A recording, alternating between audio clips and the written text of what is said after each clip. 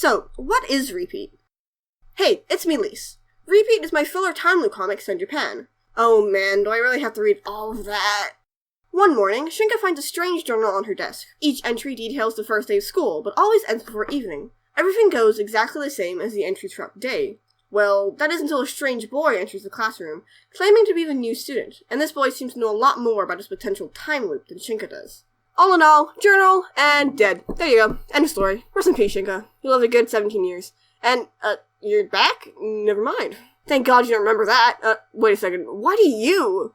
Anyway, so that was that. Is that all interesting? Go ahead and read it on Webtoon Canvas, Namicomi, or GlobalComix. Now let's talk a bit about Repeat's creation process. So, every time I think about how I started working on Repeat is kind of just more of my mistakes, to be honest. Because it was a long time ago at this point, because I started back at, the end of 2022. So it was quite a while ago. And, every time I think back to the planning stage, I think, Jesus Christ. Because I'm sure you already noticed, because I said it multiple times, Repeat is a time loop story. And you should not start your comic-making journey with a time loop story if you've never planned anything out before. So this was a terrible idea from the beginning. So basically, when I first started kind of getting into making a proper comic, I was like, alright, what story should I make? And I found this idea that I just figured out on my couch one day, and I was like, hey, that's pretty neat. And I changed it to actually make sense, because it kind of sucks.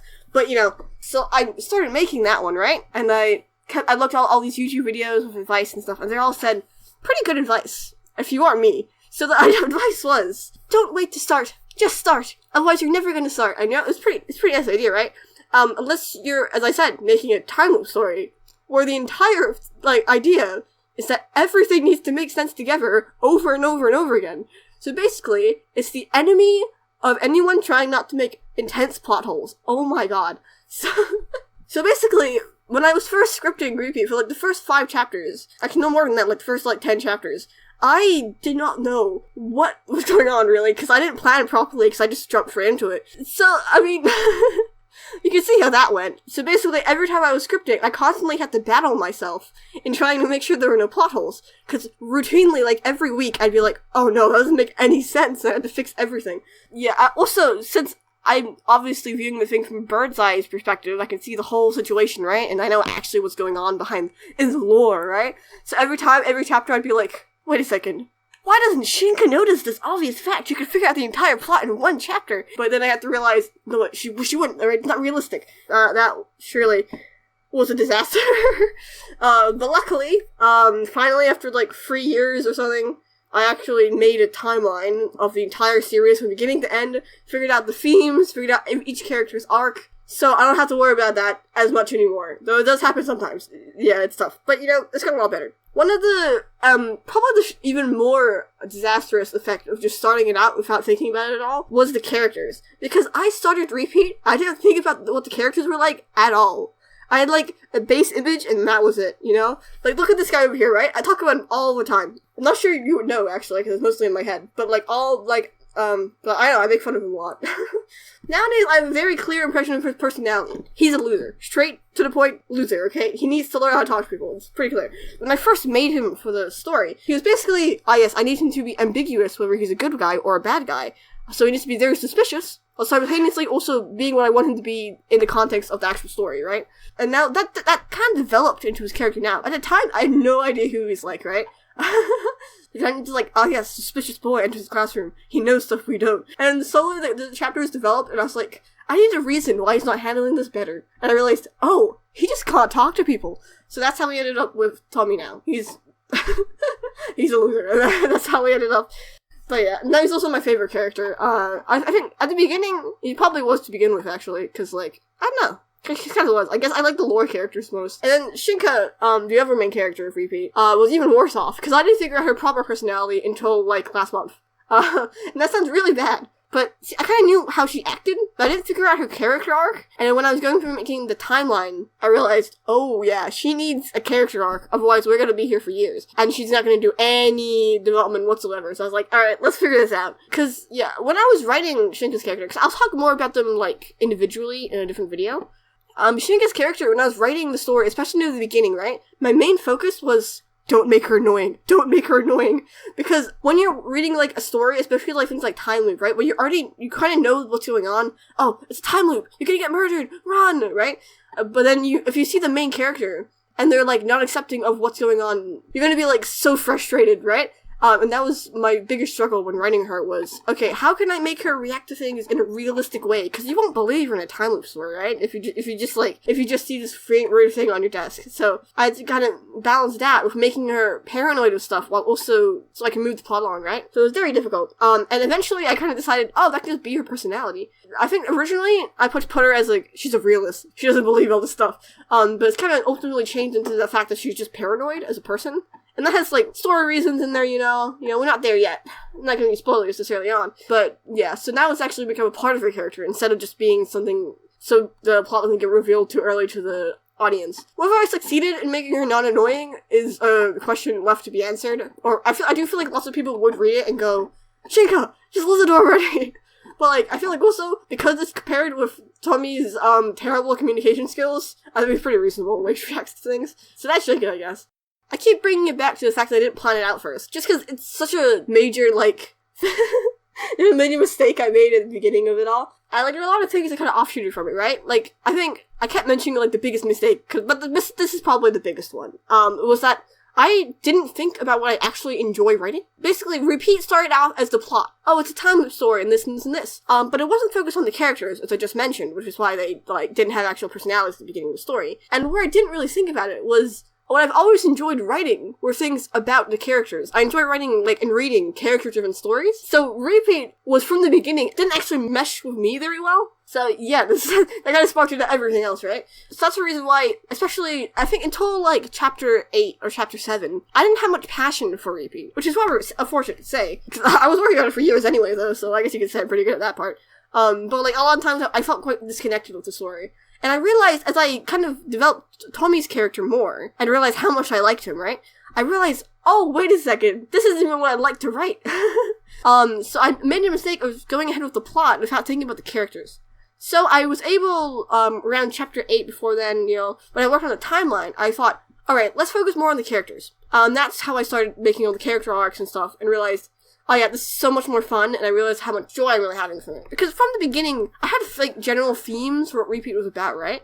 I never put them into words. I never really thought about it deeply. I realized it is about the characters, which has made me have a lot more passion for the story, and look forward to working on it a lot more. So, currently, in Repeat, I'm actually working on Volume 2, which is, chapter 8 onwards. And before that, it was Volume 1 for the first 7 chapters. And, during that time, oh man, because I'm sure you've noticed, I've been running it since 2022, but I'm only 9 chapters in. So that's clearly not a very good sign there. I mean, it depends, actually. For me, it's pretty bad, but generally actually quite a good pace, if you really look at it. But I'm not happy with it. Most of that was actually because of a little something called procrastination. Oh, Jesus Christ. I'm sure everyone's experienced that before. I had it especially bad, in Volume 1, because of all the problems I already mentioned. So, yeah. I didn't know where the story was going. I was kind of intimidated by the future of it, right? So, yeah, that's kind of what happened with that. So, in the first 2 chapters, until about chapter 4, I was locked in. I was getting, like, a chapter done every 2 weeks. I was, yeah, masterful, right? And then at chapters after that, it was like, oh, Jesus. I think chapter 7, to be fair though, chapter 7 was 46 pages long, and everything before that was like 20. So it was a huge jump, and that took me months. Let's see. And that took me almost a year to get done. Actually, no, that took me a year. So that's probably concerning. I didn't realize, Jesus Christ. That's the first time I've actually looked at it and seen that. But yeah, so it took a long time to get that. And then I managed to get the passion back on chapter 8. I got it finished in like a month or so. So I was pretty proud of that. And I think the pace I'm going right now is probably a little better. So yeah, procrastination was my biggest enemy for a long time there. And I kind of know why. It's because of all the things I mentioned. Not planning properly, not having the passion. They're all being intimidated by my own story, you know. It's not the best thing to be intimidated by. Luckily, between chapter 7 and chapter 8, I took a long break. And I was able to kind of back into the swing of things and really think about my story properly, which is kind of how I kind of fixed that part. Alright, now we're getting into something a little different. So my art style has progressed significantly since I first started the comic. Obviously, besides my obvious improvement with my art as I've gotten more experience and just learned more, it's like there are like little things like, for example, I used to color my line art, and I used to like shade it in a way different way than I do now. And oh my god, that was the worst decision I ever made. It wasn't really a decision, to be fair, I just drew as I normally did at the time, and oh my god, bro, every page took 10 hours. And it was all so inconvenient, because I would shade every color individually with like different colors. So I'd base it on my line art color and all this shenanigans, and all the line art was a different color, and I had to think about how they're layered and all this shenanigans. Oh my lord. It was a disaster.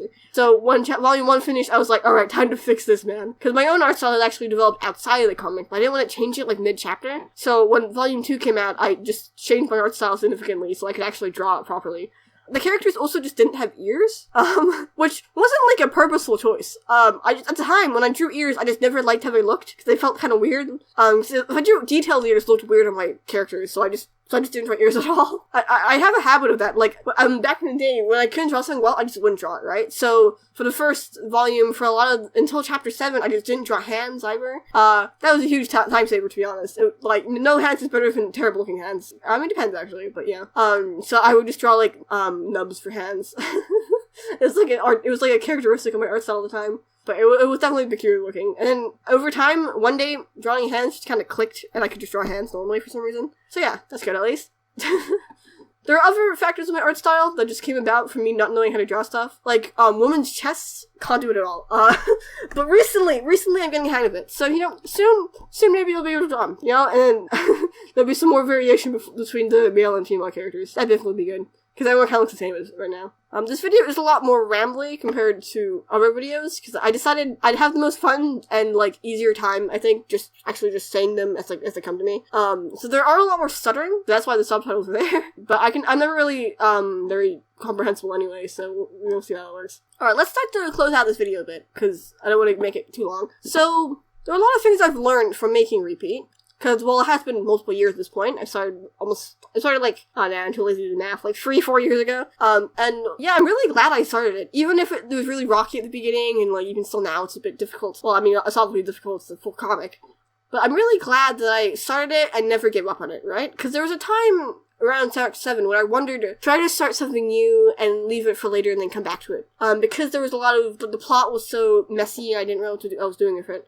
I decided, no, I want to finish this, I want to see it through, and I really want to, like, write about these characters. So I really decided to actually, like, fully figure things out and, like, organize. So yeah, that was definitely, something important. So I'm really glad I kept going with it. If you're interested in reading Repeat, I do think some of the things in the video might not make too much sense if you haven't actually read it. For example, you might not know who the characters actually are, because I never actually introduced Tommy. Oh no.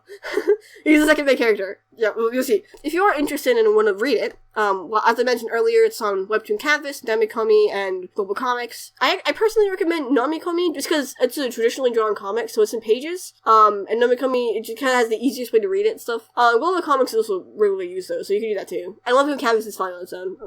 So yeah, just do whatever you really prefer to read stuff on. So Repeat is in, like, the genres of, like, obviously thriller, time loop. It's kind of a mystery, except I'm not sure how well written the mystery is. I think it's pretty good. I used to be unsure, which is why I didn't label it a mystery, but now I'd say it's probably a mystery. And I guess it's focused quite a bit on the characters, and there are a lot of themes. I think the main theme right now is actually friendship, which you can't really tell from this early on in the story, but it'll slowly kind of become more evident as the chapters go on. If you're looking to read a story about, like, themes of friendship, and maybe learning to accept the mistakes you've made, I guess. It's kind of difficult to describe in words, really. I feel kind of pretentious right now, to be honest. But yeah, there's a lot of nuances in the story, I think. One thing to say, Repeat is not, like, a super gory story, even though the theme is about murder and death.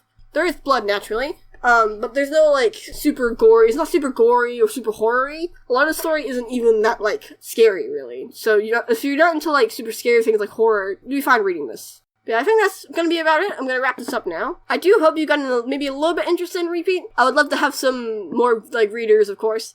Please read my comic. I need readers. I used to have a lot of hiatuses, so I have no idea if I have regular readers or not. Kinda sad.